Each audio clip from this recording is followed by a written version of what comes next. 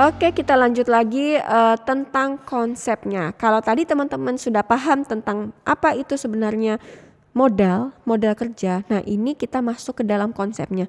Kenapa saya ajak teman-teman untuk memahami konsep modal kerja? Karena apa? Ketika kita menjadi pemilik perusahaan atau pemilik UMKM, kita bisa mengalokasikan modal kerja kita itu sebenarnya jenisnya apa sih? Ini masuk kemana sih? Nah, itu yang harus kita pahami. Yang pertama adalah modal kerja kuantitatif. Itu adalah jumlah keseluruhan aktiva lancar. Jadi ketika kita buka laporan keuangan, kita khusus melihat di aktiva lancarnya. Nah, di situ disebut juga modal kerja kotor. Kenapa? Karena itu kan masih merupakan suatu aktivitas perusahaan. Nah, kita lihat kalau modal kerja kuantitatif berarti adalah larinya adalah kas, surat berharga, piutang. Nah, surat berharga di sini maksudnya efek. Kalau di laporan keuangan yang saya berikan itu ada deposito berjangka, itu bisa masuk ke dalam modal kerja kuantitatif, ya. Kemudian yang kedua ada modal kerja kualitatif. Nah, ini dihubungkan ya. Kalau misalnya modal kerja kualitatif itu dihubungkan antara aktiva lancar dengan hutang lancar. Jadi totalnya kalian bisa melihat bahwa berapa sih total aktiva lancar yang kami miliki, perusahaan miliki, berapa total hutang lancar yang perusahaan miliki atau UMKM miliki.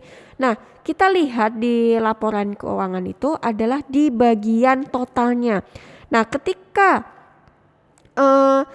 aktiva lancarnya lebih besar daripada total hutang lancarnya, maka perusahaan dikatakan aman. Dibilang aman. Kenapa? Karena dari aktiva lancar itu dia bisa membayar hutang-hutang lancarnya. Seperti itu. Mungkin belum ada gambaran karena belum melihat ya laporannya. Nah, nanti kita lihat bersama-sama di mana bagiannya modal kerja kualitatif. Nah, jadi modal kerja kualitatif ini kenapa disebut kualitatif? Karena seluruh aktiva lancar itu digunakan untuk membayar utangnya. Yang tadi hutang lancarnya. Jadi ada hutang dagang, ada utang pajak. Nah, itu bagaimana yang harus segera dilunasi. Jadi tidak bisa ditunda, harus dilunasi. Nah, itu disebut juga kemampuan perusahaan dalam membayar hutang. Di sini adalah modal kerja kualitatif. Kemudian yang ketiga adalah modal kerja fungsional. Nah, modal kerja fungsional ini memperoleh pendapatan dan menghasilkan dana secara langsung. Jadi kalau misalnya modal kerja fungsional itu dibagi kembali menjadi modal kerja real, modal kerja potensial, dan modal kerja bukan potensial. Jadi modal kerja fungsional ini masih dibagi lagi menjadi 3. Nah, tadi yang sudah saya jelaskan bahwa konsep kuantitatif di sini kita fokus ke aktiva lancar, ya. Kemudian kalau yang kualitatif adalah jumlah aktiva lancar dan jumlah aktiva lancar dan tadi jumlah hutangnya, ya. Itu adalah konsep kualitatif. Kalau yang fungsional adalah itu bagaimana hubungannya dengan penghasilan yang secara langsung. Nah, teman-teman bisa dilihat di sini bahwa konsep modal kerja yang saya bilang tadi, kuantitatif itu merupakan aktiva lancar, yaitu kas dan efek, piutang dagang, persediaan. Nah, itu adalah kuantitatif.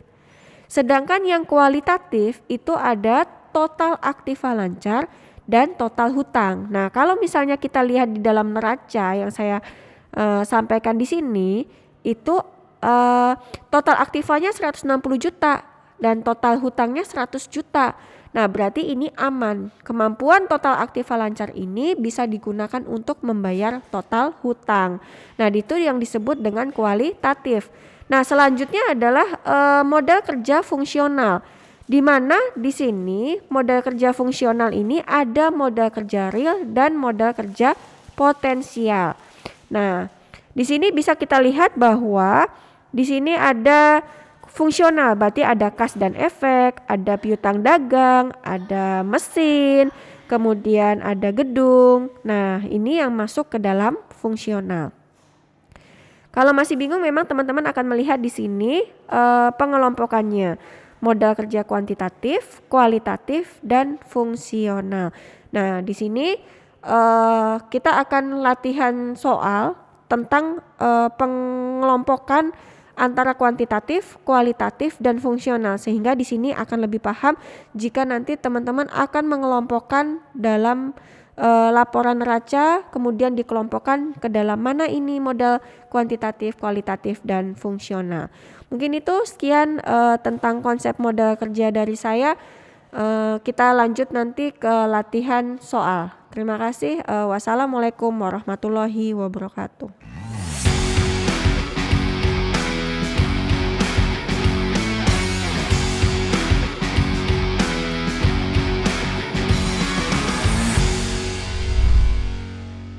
Mas Jun, 2 aja.